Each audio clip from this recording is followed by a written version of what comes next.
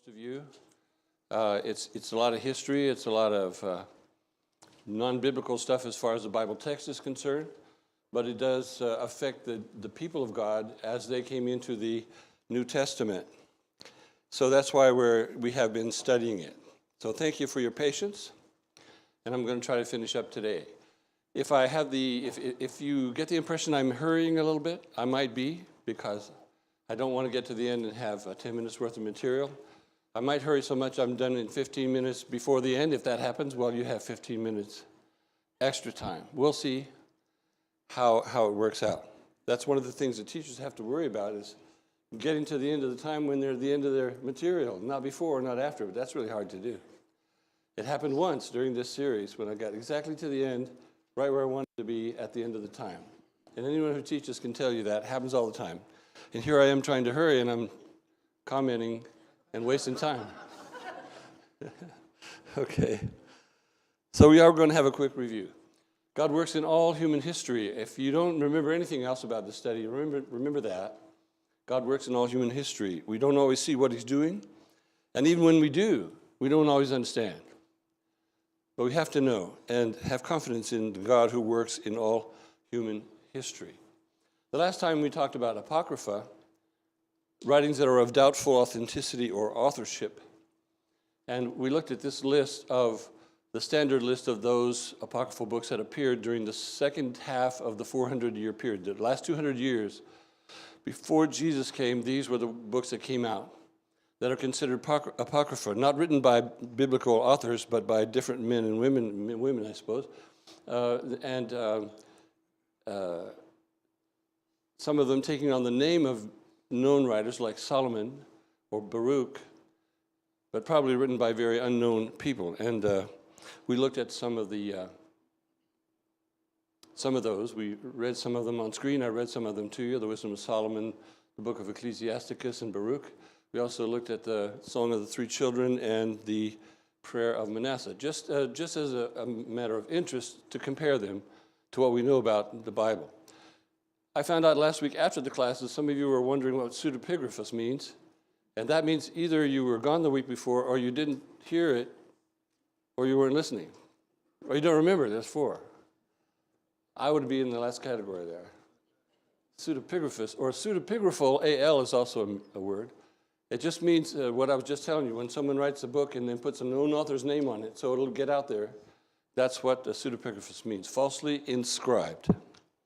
Okay, so we saw that those 14 intertestamental apocrypha were not included in the original Septuagint. They have been added since. They were added right away, pretty soon after the Septuagint came out. They were never included in the Hebrew scriptures. They are still not today included in the Hebrew scriptures. I don't know quite why they call them secondary canon, but they were rejected by Jerome when he translated into Latin the Hebrew scriptures for the simple reason that they weren't in the Hebrew scriptures. They were rejected by the Protestants at the Reformation, and then in sort of a counter move, the Catholics at the Council of Trent, 1546, declared they were divine. They have changed their mind about some of those lately, but as I told you last week, I haven't gone into that, the reason why. So we're in the Roman period today. We're going to talk about how the Herods came about. And before I did this study, I hadn't really gotten a clear idea of how Herod the Great came about and how he became to have so much influence in Israel. But before that, someone asked me to talk about Pharisees and Sadducees a little more, so I wanted to do this real quickly. The word Pharisee means separated one. They were separated because they had a zeal for the law, but their zeal for the law was also accompanied by a zeal for their traditions. And Jesus scolded them for that when he said that you reject the commandment of God in order to establish your tradition. And that was something that was a very serious problem for the Pharisees in the New Testament. Grant says this about them: the zealous for the law, the zealous for Jehovah, the sons of the martyrs for the faith, these had long been climbing the ladder of spiritual pride, and now, changed into Pharisees in the course of the climb, were nigh its topmost rung, filled at once with contentment with themselves and contempt for all who were not as they were. By the law they meant not only the law written, but the law oral. They thus elevated a mass of accumulated tradition up to the level of the written word, which is exactly what the Catholics have done with their law. They have written traditions which have then become dogma in the Catholic doctrinal system. Okay, the Pharisees continued well into the 2nd and 3rd centuries after the destruction of the temple. And of course, the synagogue lasts clear to our day, which was essentially a Pharisaical institution. There were some good Pharisees. Name some good Pharisees in the New Testament. Nicodemus?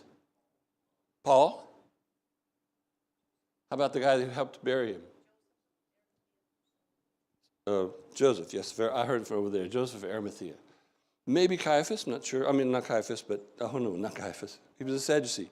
Gamaliel, maybe. Gamaliel. Okay, the Sadducees. The Sadducees were the party of the Jerusalem aristocracy, the princes of the people, the rich and the powerful, the wealthy elements of the population. They tended to make their peace with whoever was in charge during the intertestamental period. They're the ones who only believed in the first 5 books of the Old Testament, the Torah. They did not believe in life after death. They did not believe in resurrection. They did not believe in angelic spirits. So they were kind of strong against those things. Here's what Grant says about them. They were a class rather than, as their rivals were, a sect. As the Pharisees emphasized Israel's separation and drew a line sharp and clear between themselves and the nations, so the Sadducees sought to round off Jewish angularities and to soften Jewish asperities, asperities meaning roughness or harshness. Instead of digging a ditch, they tried to build a bridge. They were men without enthusiasm, with little principle and less faith, as cold and moderate as the Pharisees were hot and extreme. Vehemently as the Pharisee scorned the Sadducee as a disguised heathen, the Sadducee hated the Pharisee at least as much as a naked fanatic. I thought that last sentence was a little bit not real clear, so with all excuses to Grant, I rewrote it. Here's what I would put for that last sentence. The Pharisee scorned the Sadducee vehemently, considering him as a heathen. The Sadducee hated the Pharisee just as much, considering him as a naked fanatic. So they didn't like each other, and that was not real obvious in the New Testament text because they had to work together in the Sanhedrin. But the Pharisees and the Sadducees had a lot of arguments. And of course, when Paul was being examined, he asked a question about the resurrection and got them all fighting together, and we know how that goes. Okay, so the high priestly family in the New Testament involved in Jesus' death included Caiaphas and Annas, who were the high priests, and they were Sadducees. Okay, so there's some other groups in the Old Testament. The Essenes, who were ascetics, who moved away from the general population, had their own communities that were very strict. We owe the Dead Sea Scrolls to these people who worked really hard at copying the scriptures. The Herodians, as their name suggested, were a kind of a group that supported anything the Herods did. And they're the ones who try to all the time to trap Jesus in some kind of a trick when they ask him questions. Then there were the Zadokites, a priestly group, not very well known, and the Zealots, of course, the Zealots who made their way into Jesus' inner circle with, what's his name? Simon, the Zealot. Okay. We're going to talk about a man later on today who, just before Jesus was born, or right after he was born, crucified 2,000 zealots at the gates of Jerusalem. So they were, understandably kind of against the Roman rule. Okay, we're going to talk about Antipater. We talked about Antipater when we were talking about the last vestiges of the Hasmonean history, when Hyrcanus II and Aristobulus II were fighting over Jerusalem, and then someone had to come in and take over for them, and that was the Romans. So before we talk about then Antipater as a person, we need to talk about how the Romans kind of took over things. I mentioned this once before. In the 5th century BC, the city-state of Rome was already a thriving republic. And in 133 BC, which is right during the reign of John Hyrcanus, who was the son of the last of the Maccabees, Simon, the last of the Maccabees, Rome already controlled almost all of the Mediterranean world. They were moving quickly into the Mediterranean world, and that included, of course, Judea. So this guy, we've seen him before, Pompey. He's the one who settled the argument between Hyrcanus II and Aristobulus II and decided which one would be the high priest. And that was when Rome essentially took over Judea. Pompey was born in 106 BC. And by the time he was 25, he was already a famous general. He had won some spectacular battles. He was a brilliant mastermind of battlefield tactics. They called him Pompeius Magnus, which means Pompey the Great. Here's another great. How many greats have we had during this study? They're all great. Magnaeus. Pompeius Magnus. Okay. He was, for a long time, the most popular man in Rome. But then somebody else was coming up at the same time. His name was Julius Caesar. These guys didn't like each other very much. But they did form a political alliance called a triumvirate, the first triumvirate, with this guy Crassus, who was the richest man in Rome. He had to be rich to keep his hair like that, I think. So the idea of a triumvirate was you'd have three powerful men, but none of them would take preeminence. That was the idea. It never worked. It never worked in Rome. All three of these men wanted to be the only one. And all three of them worked at that. Okay, so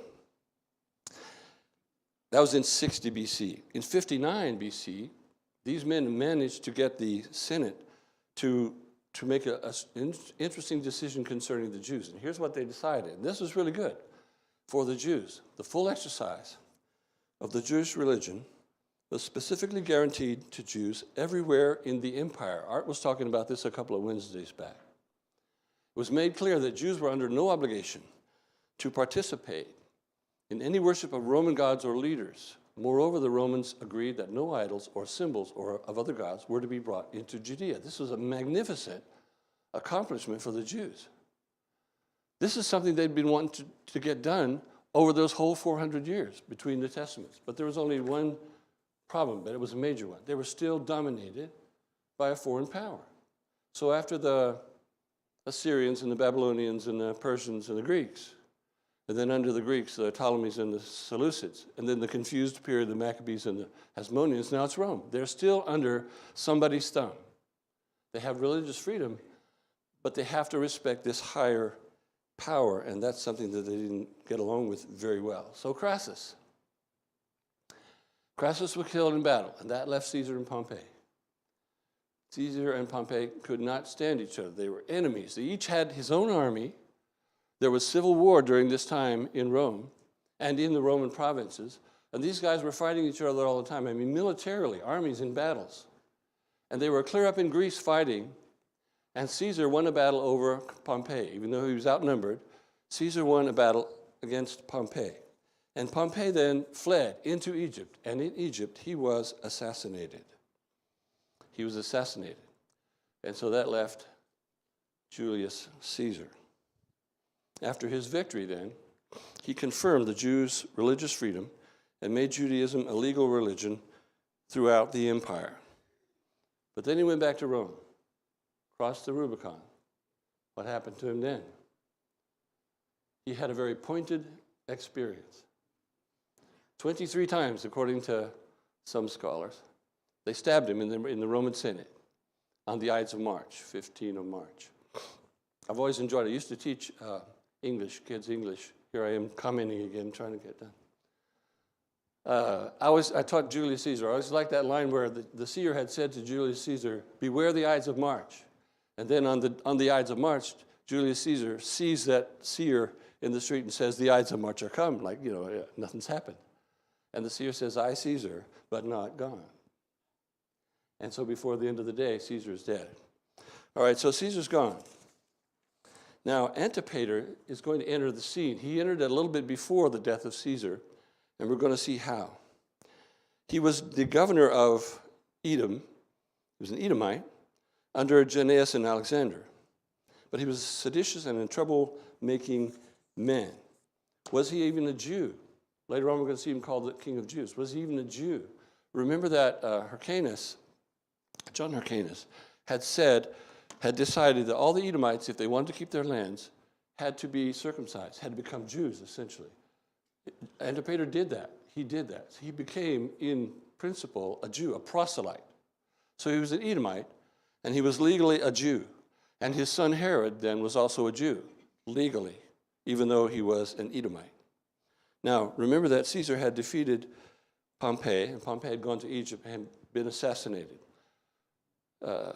Caesar followed him into Egypt. He was going to try to do some stuff over there too, and he was attacked as well. And the only thing that saved him was 3,000 men who came in as reinforcements, led by Antipater.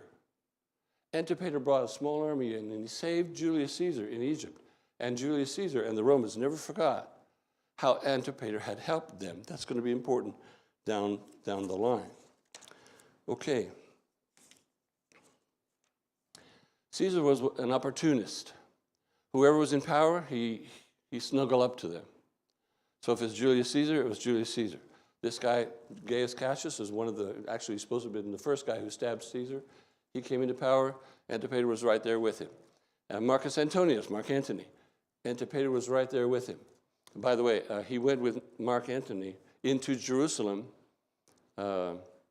to put down, not a rebellion, but an invasion by the Parthians in 40-something BC. And that also helped him for the Romans, to put him in good what with the Romans.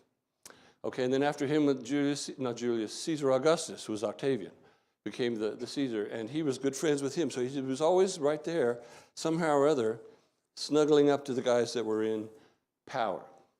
All right, so Antipater had two sons, Phasael, we don't know much about, and Herod, who will become Herod the Great. He appointed them as governors, one of Galilee, that's Herod, and Phasael to Judea. So this Herod the Great, then, was born in 73 BC. Antipater died by poisoning, as so many of them did during that time. Now, how did he become king of the Jews? He had been named governor of Galilee. So, king of the Jews. How did that happen? I've always wondered that, so I found out pretty much how that was done. First of all, I told you about that. He saved Julius Caesar in Egypt. That was good for him. And then he went with Mark Antony up to Jerusalem to put down this invasion. That helped him. He was considered a good friend of Cassius, although he had been his enemy before, of Cassius, who took over when Julius Caesar was killed. And then he was a good friend of Octavian, or Caesar Augustus. So in 37 BC, he was named king of the Jews on the basis of all the help that he had been to the Romans in these different situations. He was considered by the Romans only as a puppet king, but he was still considered as king over this particular area of the Roman provinces. So that was interesting for him and helpful for him, and that is in his ambition, that was a good thing. He was rising in power. But he rose in power in a malevolent way. He was a wicked man. So he was called the Great. But I think he was called the Great, first of all, because he was the great murderer. His idea of power was to execute anybody who got in his way or did anything he didn't like. Here's some examples. After he had helped Antony get rid of this invasion of the Parthians in Jerusalem, he executed 46 members of the Jerusalem Sanhedrin. That's more than half, because they had gone to the side of the Parthians against him when he came in to push the Parthians out. They actually preferred the Parthians to Herod. But anyway, he executed 46 members of the Jewish Sanhedrin in Jerusalem. There was a band of guys that got together under a leader called Hezekiah, semi-religious group. He had them all executed without any form of trial. There was a group of Torah students that took down a golden eagle that he had put on the temple. As he was restoring the temple, he put a big golden eagle up there, a Roman eagle up, to please the Romans. Well, some of these students came along and took it down. He had them taken in chains to Jericho, tried them in a Roman theater there, and he had them burned alive. So he didn't hesitate to use awful means to put down anything he didn't like. And he was also the great murderer of his own family, members of his own family. Can you see those okay? Aristobulus was high priest of Jerusalem. He's only 16 years old. I don't know how a 16-year-old got to be named high priest of Jerusalem. But Herod was afraid that Mark Antony was going to name him king of the Jews in his place. He had him drowned. Joseph, Herod's uncle. Herod had been out of time for a while, and he suspected when he got back that Joseph had been intimate with his wife, Meridian. He had him executed. Meridian, by the way, that's the way that's spelled, M-N-E. It's kind of weird, but Meridian, his wife, with her mother, Alexandra, were plotting against him. At least he thought they were. And a lot of these things were things he just thought might be happening, and some of them might have been real, but he thought his mother and his mother-in-law were plotting against him to get rid of him, so he had them executed. He had some hesitations about killing Meridian because she was his favorite wife. He'd had several. But he finally decided his own rule was more important than his relationship with any woman, so he had her executed. Costobar was his brother-in-law. Herod's sister's name was Salome. She got tired of her husband, didn't like him. She asked her brother Herod to get rid of him, so he did. He had him executed. And then the others were two of his sons and one of his sons. These were suspected of plotting against him, and maybe they were. It's not always really very clear. So he was a man who could not stand in any way, shape, or form any challenge to his authority. So it's not any surprise that when he heard there was a king of the Jews born in Bethlehem, or born in Judea, that he would send out a decree to get rid of all those kids. There's no surprise to that. This is the way he was acting. So he destroyed several thousand children just because he thought one of them might be the next king of the Jews and didn't want to give up his throne. There is a tradition that says that one of his own children was in that group of children that were killed. Don't know if that's true, but there is another tradition that says that the emperor, Augustus, when he heard this, said, "It is better to be Herod's swine than his son." Imagine having to say that about someone. So the Jews didn't like him. They didn't like him at all, obviously. They didn't like him because he was an Edomite, even though he was a proselyte Jew by his father. They didn't like him because he transgressed the law over and over again and their tradition. They didn't like him because he was kind of a Roman puppet. He did whatever the Romans asked him to do. And he was immoral, he was murderous, and he was dangerous, obviously. So when he died, when he was dying, he knew he was going to die. He had a cancer, died in 4 BC. Right before he died, he knew he was dying. He put out a decree that when he died, certain members of the Jewish community, high-ranking, had to be executed. Why? Because he knew no one would mourn for him. So he wanted to make sure there was mourning in Judea by killing all these Jewish leaders. The order was given, but it was not carried out. It was not carried out. I don't know who decided it wouldn't be followed, but I guess because he was dead, nobody felt like they had to carry out that order. So here is one commentator, a French commentator's opinion. He said he rode roughshod without restraint over all of the national customs. He built cities in honor of Augustus and filled them with stadiums and theaters as if he reigned in a pagan country. This Roman protege, this descendant of the hated race of Esau, this denigrator of the country's religion, this cruel tyrant covered by the blood of his closest relatives, this man who alternated easily between debauchery and murder, combined in his person everything that could exasperate the Jewish people. On the throne of David that he sullied, he had become a subject of incredible, indescribable horror. That's a pretty good description of how he was. Here's a pretty good description of what he must have been like. I mean, when I saw this, I thought, that's about the way he's described. I don't know who this actor is, but he did a good job of showing the evil, wicked ideas that came out of this man's head. Here's another author, Johnson. He was both a Jew and an anti-Jew, an upholder and benefactor of Greco-Roman civilization, and an Oriental barbarian capable of unspeakable cruelties.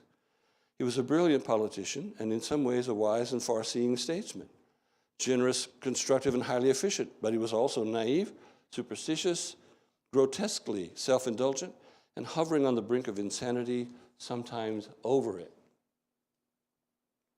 He combined in one person the tragedy of Saul and the successful materialism of Solomon, who was clearly his idol. So how could a wicked man like that be called great? Well, he loved grandeur and he loved building. He was a great builder. Herod built castles and temples and fortresses and cities and ports and marketplaces and gymnasiums and baths and parks. He built all over Judea tremendous things, spent a whole lot of money. Don't know where he got all the money, but probably from the Jews, and built.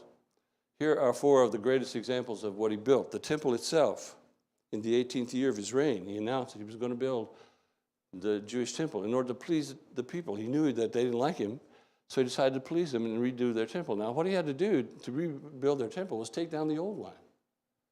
You know, the second one that was built when they came back from their captivity, he had to take that down. That was a moment of stark fear for the Jews. If he takes this thing down and doesn't get built again, we have no temple. So he had to kind of negotiate with the Jews on some of that stuff. But he got the temple built. It was a pretty magnificent building. And then, of course, in 64-ish, when it was finished, it was destroyed in 70 by the Romans. After all those years of building, all the time Jesus was on the earth teaching, it was being built. And you know the passages that refer to the temple in Jesus' ministry. There's the Temple Mount, lower left there. That's the platform on which the temple was built, now occupied by this Al-Aqsa Mosque. This thing, I didn't realize how big it was. It's equivalent to 30 soccer fields. 30 soccer fields, 1.55 million square feet. And to get that, he had to kind of clear off a large area. Okay, and then there's the fortress of Masada. Oh, I didn't talk about the Caesarea. Caesarea was an old run-down dump of a city, and he went in there and fixed it up and built a temple there and a sewer system and stuff that made it a very important port for that time, and maybe even today, I'm not sure. Then there's the fortress of Masada, which is south of Jerusalem, where it's not just a fortress. He built two castles for himself on this hill, on this mountain. And then, of course, this was famous for a mass suicide of the Jews who holed up there when the Romans were coming after them in 74 AD. And then there's the cave of Machpelah, where Abraham is buried, along with Sarah, Isaac, Rebekah, Leah. Jacob's not mentioned, but all those are mentioned in the Old Testament. They were all buried in the cave of Machpelah, which I'm not sure, I didn't write it down, but it was discovered not too long ago by a guy who stepped down into a hole and fell in and then discovered all this stuff. And he had built this thing around it that was all in ruins by that time, but that's something he built. And then he also built this fortress at Herodium, which was kind of a getaway castle if he had to flee Jerusalem at any time. He built up this mound and a fortress inside and a castle and all kinds of luxurious stuff. And it turns out he was buried there. And his tomb was only found in 2007, folks, not very long ago, inside. They had been looking for it all this time, and they dug down and dug down. And they finally found where his tomb was in this fortress. Okay. When he died, he had split up his kingdom among his children, including one daughter, Salome, first, but she's not named very often. And I looked for a chart. You can't see this very well, I guess. I looked for charts. I've always been confused by the Herods. You know, they talk about Herod, and I'm saying, which Herod is this? Because there's all kinds of Herods. And so here's one that kind of breaks it down, but I just have it on the screen. I could show you that Herod the Great is up, right here. Herod the Great is up here.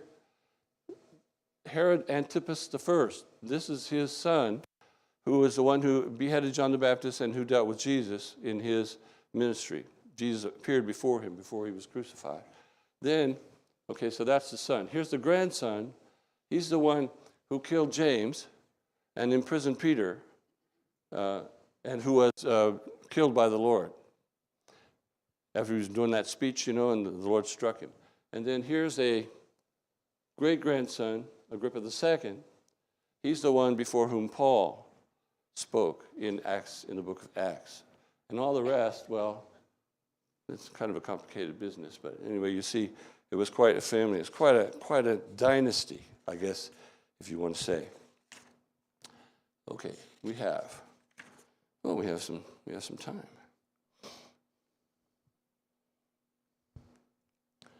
All right, here are the effects of the 400 years on the Jews. First of all, during the Persian domination, there was a kind of a promise of a liberator. One day would come, but that remained very vague.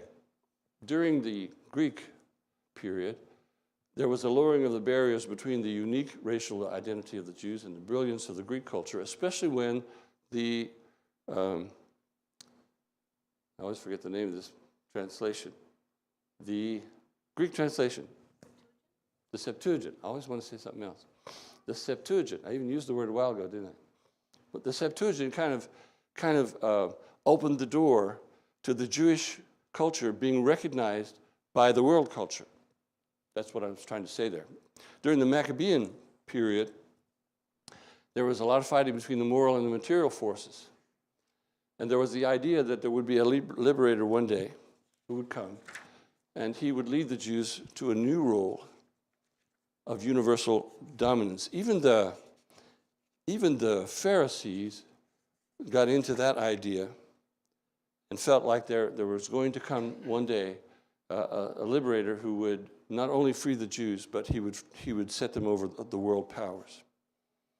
And then, see, where am I? Under the Hasmoneans, there was more and more distance between people who wanted to follow the law and those who wanted to blend in. You might look at this kind of a scale as the history of the Lord's church from the beginning to today. We might be going through this sort of a progression. And then, of course, the time of Jesus was an atmosphere of mysterious expectation. People had the idea something was going to happen. They didn't know exactly what. They were waiting for the Messiah. They were hoping for the Messiah, but they didn't know if the Messiah, when he came, was going to do what they had in mind. They were hoping he was going to do this. Any man who listened to a man making messianic claims, says Johnson, would take it for granted he had some kind of political and military program.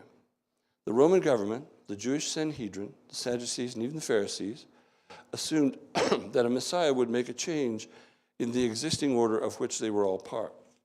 The poor people of Judea and Galilee would also believe that a Messiah preaching fundamental changes would be talking not only in spiritual and metaphysical terms, but of the realities of power, government, taxes, justice. So when Jesus rode into Jerusalem on the donkey, and they were saying, Hosanna, they were welcoming. Probably most of them were thinking, this guy is the one who's going to throw off the Romans. This guy is the one who's going to get rid of all this domination by foreign powers. He's going to put us back in the first spot of the world again. And that didn't happen in the way they were expecting, of course. Herod died in what scholars have determined was 4 BC. And then they say that Jesus was born in 4 BC also, so he was born before he was born. And that's always kind of a weird thing, but there may be some leeway in the dates. But when Jesus came, he came into an agitated culture. They had been through 400 years of rough times. They didn't know what was coming next. He understood what had happened during these 400 years. The Roman Empire was not gentle on its captured people.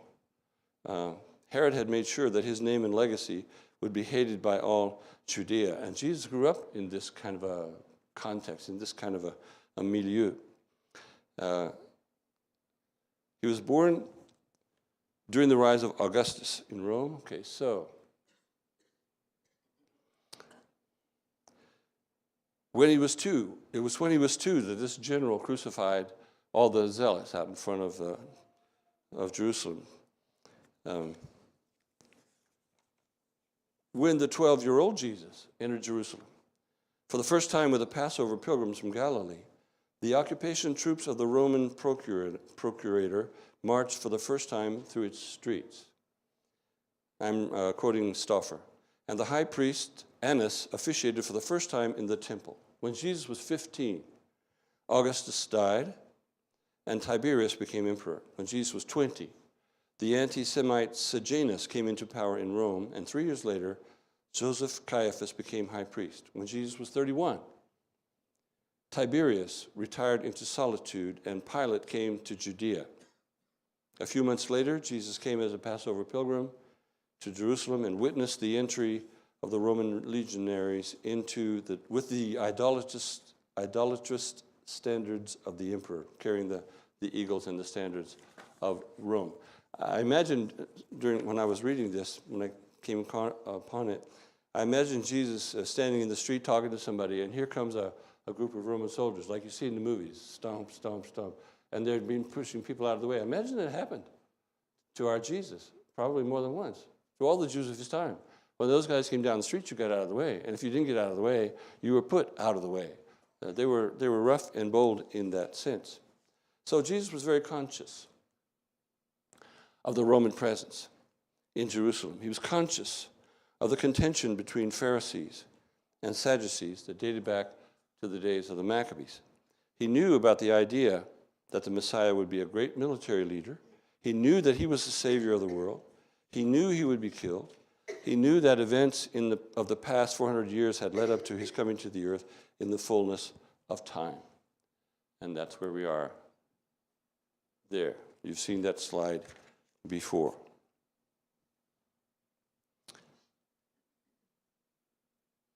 Okay, here's a summary of the 400-year period that I thought did a pretty good job by Roper and Clower, or Clower and Roper, whichever you want to put first. The period between the Testaments is commonly thought of as a time when God was silent. Indeed, during those years, he did not reveal his will through prophets. However, he was working in the affairs of the world. Just as God was silent but active during Israel's 400-year sojourn in Egypt as he prepared the world for the emergence of his chosen nation, so God was silent but active during the 400 years between the Testaments as he prepared the world for the spiritual Israel, which he would create through the coming of his Son. So we're going to go back to this slide.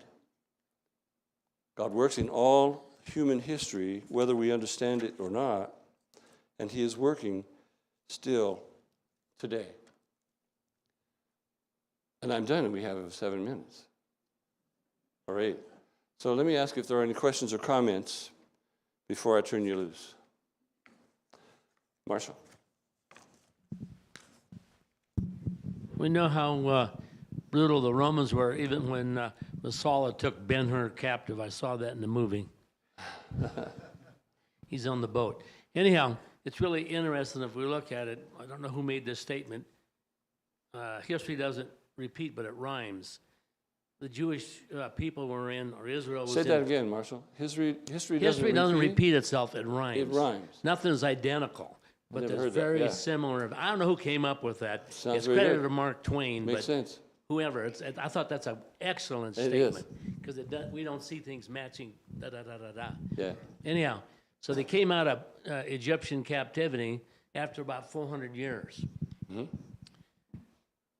The Jews came out of Babylonian captivity. They got to a pretty good start with Nehemiah, we say. And what happened? About another 400 years. Right. You would think that they were ready for a new lawgiver, somebody that would straighten things out. Because that was supposed to happen when the law was given. The nation of Israel is supposed to be heaven on earth. If they lived by that law and did what that law said to do, they would have been heaven on earth. But what happened? How long did it take? After Joshua, it's going downhill. Mm-hmm. Ezra and Nehemiah, what happens? Downhill. Are people ready for something good? Obviously not. They decided to do what they wanted to do. Now, I got another piece of useless information All right. for you. Let's have it. That name, Meriamne. Uh-huh. Was that how you pronounce that? Yeah, Meriamne. Meriamne. It's a Greek word. But anyhow, a guy in 1967 did a lecture at Stanford, University of Berkeley on the sound of Greek. And if you think about M is with your lips and N is with your tongue, it flows real good. His book was called The Sound of Greek. They made things, they would pronounce it so that they would flow together. Meriamne. If you think about how to pronounce that, I go, when I read that book years ago, a friend gave it to me, I go, this is really interesting when you look at some of these words in these languages. Since we don't talk like that, it doesn't make sense. But M is what they call a labial, and N is what they call a, no, M is a mute, and N is a labial. That's the fancy words that they use. Yeah, so if it's mute, you'd say Marianne. Mariamne, it flows real good between the M and an N if you... Well, when I checked, they said Marianne, so that's what I went with. So anyway, Mariamne. Yeah, it makes perfect sense. So, Yeah. if you believe what that guy said, he's got a lot of interesting words in the book. Well, I'm sure she knew how to pronounce it. Yeah, he's got a lot of other interesting words in there. Yeah, that oh yeah. If we really understood what they were saying, I think it clears up some of the problems. If we understood that, so. If we understood how to pronounce Mariamne? Why the Greeks formed the words the way that they did. Oh yeah, well. If we understood that, if we went back in their society, of course, we would be, like if they came in our society today, they go, what is going on around here? Yeah, well, anybody who has 4 words for love, it's got to be complicated. Yeah. The illustration, when I talk to people, I say, well, if we brought Paul into this, Apostle Paul to our society, handed him something and said, here's how to do a Bluetooth with your headset, he'd go, what? Yeah, that would be very interesting. It had nothing to do with the tooth. You go, what? Well, it's about radio and Wi-Fi. What? Yeah, thank you, Marshall. Anyone else? About to fall over here. Yes. Can you back up about 4 slides? Sure. 4 slides. 1. It talks about the Messiah there. Jesus is very conscious of the Roman presence in Jerusalem. Is that not the one? Yeah, and I was just getting down, and he knew about the idea that the Messiah would be a great military leader. That's the assumption of the people, I guess. Yes, you grew up hearing people say, when the Messiah comes, he'll deliver us from these Romans. Got it. I wasn't sure, and I think that was didn't the have idea. time to think it through. Thanks. Yeah. Anyone else? Since we have all this time. Okay, we have 3 minutes. I'll let you go. Thank you very much again for your attention and for your interest in this study, which has been fascinating for me, but kind of tiring too. Thank you. See you in a few minutes.